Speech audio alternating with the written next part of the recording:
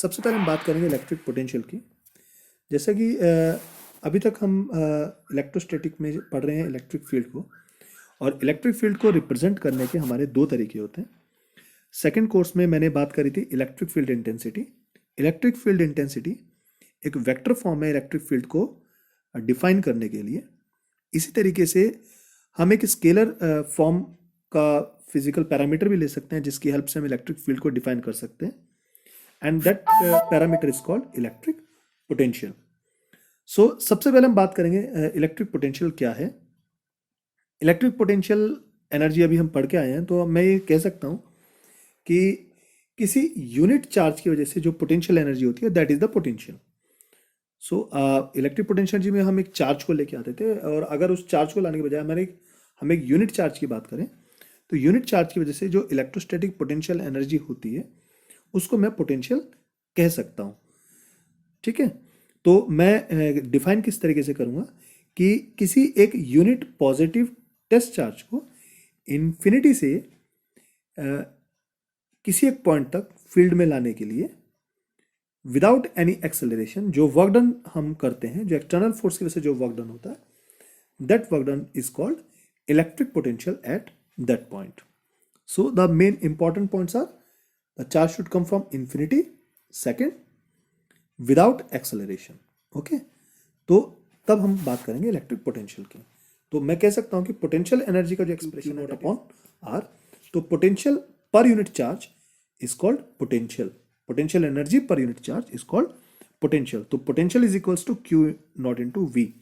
ये एक्सप्रेशन आगे हम बहुत यूज करने वाले हैं और ये एक बहुत ही इंपॉर्टेंट एक्सप्रेशन है, तो इसको ध्यान रखिएगा, क्योंकि अभी हमने पोटेंशियल एनर्जी कैलकुलेट की थी सिर्फ चार्ज की वजह से जो फील्ड जनरेट होता है उसकी वजह से पोटेंशियल एनर्जी कैलकुलेट किया। आगे एक पोटेंशियल एनर्जी का एक डिफरेंट कंसेप्ट भी मैं लेसन 4 में स्टडी करूंगा, सो इसको ध्यान रखिएगा आप।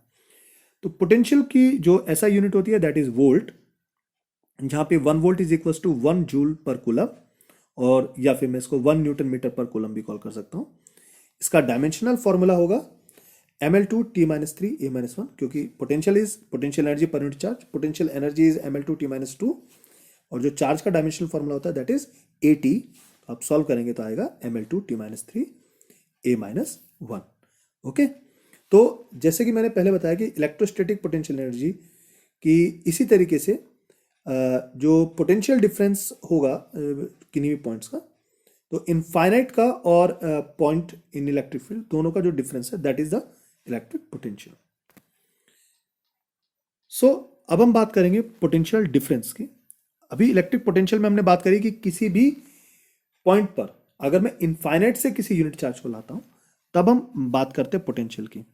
लेकिन एज्यूम करो कि ये हमारे पास चार्ज है एक क्यू, इसकी वजह से दो पॉइंट है फील्ड, इसी के फील्ड में दो पॉइंट है ए और बी।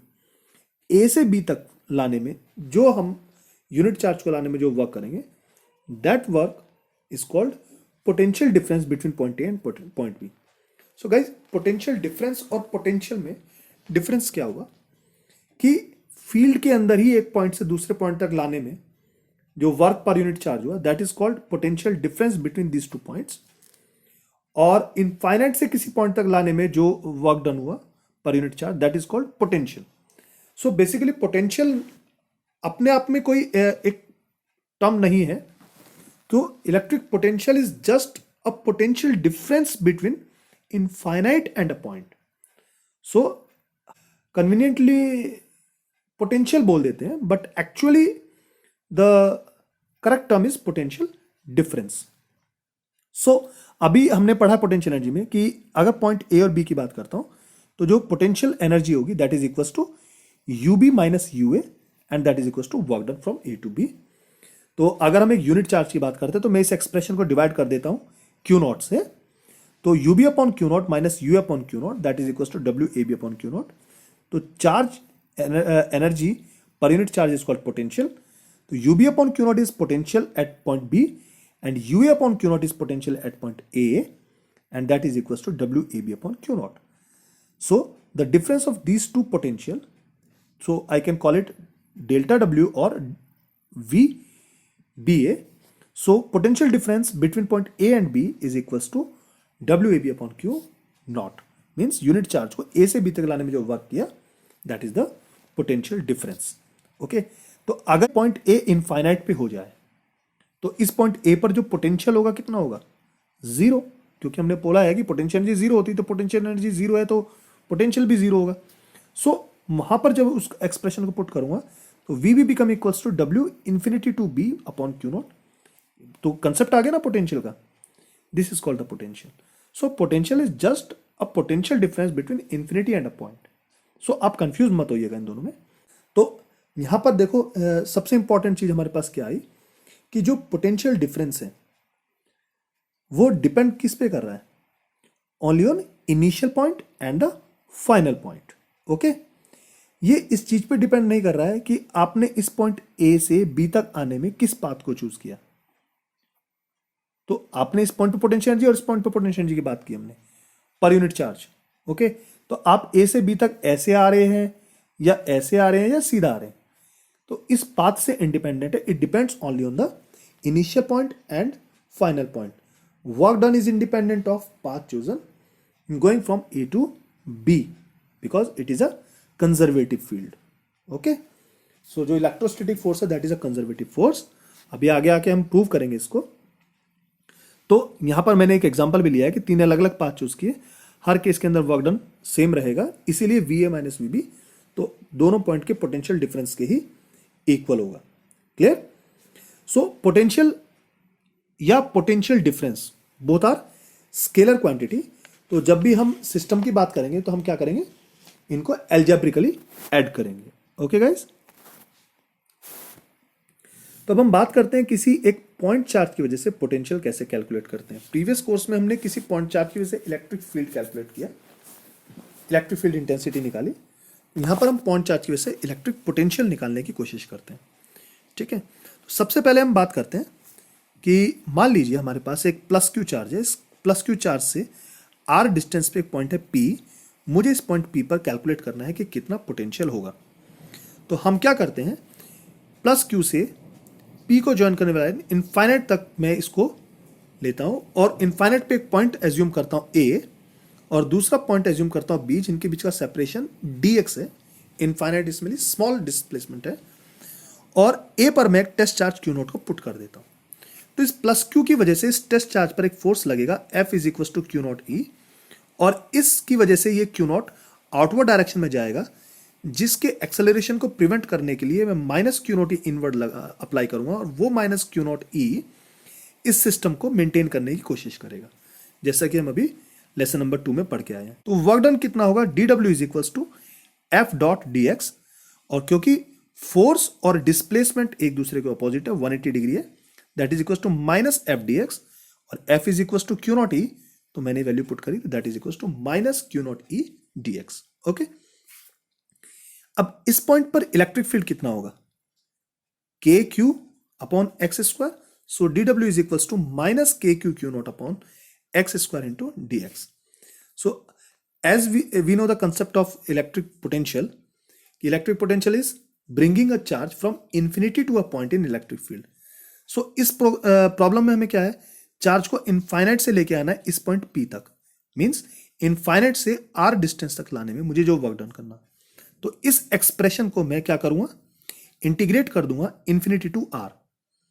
तो आपके पास वेरिएबल टर्म क्या है, x, तो 1 अपॉन एक्स स्क्वायर इंटीग्रेशन में रहेगा और सॉल्व करने के बाद आपका एक्सप्रेशन आ जाएगा W is equal to K Q Q naught upon R.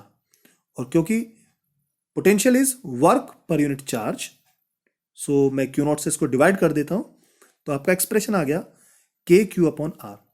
तो गाइस आपने देखा कि electric field is K Q upon R square, electric potential is K Q upon R. तो इलेक्ट्रिक फील्ड और इलेक्ट्रिक पोटेंशियल का जो स्लोप होगा वो दोनों डिफरेंट होंगे।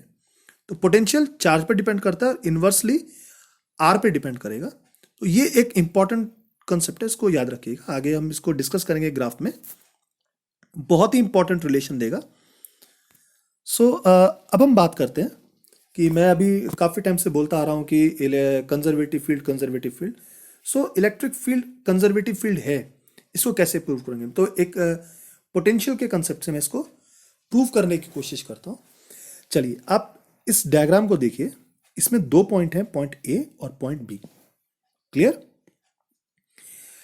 आप पॉइंट ए से पॉइंट बी तक पाथ 1 को फॉलो करते हुए आते हैं और फिर पॉइंट बी से पॉइंट ए तक अगेन पाथ 2 को फॉलो करते हुए जाते हैं। आप सेम पाथ फॉलो नहीं करते, तो मैंने दो डिफरेंट पाथ लिए, path 1 and path 2।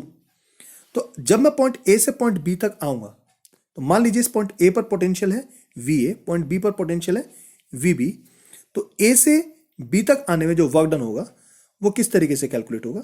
That is equal to WAB upon Q naught, that is equal to VB minus VA। That is the concept of electric potential difference. Clear? और जब मैं B से ए पर जाऊंगा सेकंड पाथ को follow करता हुआ, तब क्या होगा हमारे पास? VA माइनस VB, ध्यान रखिएगा, फाइनल माइनस इनिशियल। ठीक है? VA minus VB that is equal to WBA upon Q naught. B से ए की तरफ आ रहे हैं, WBA अपॉन Q नॉट।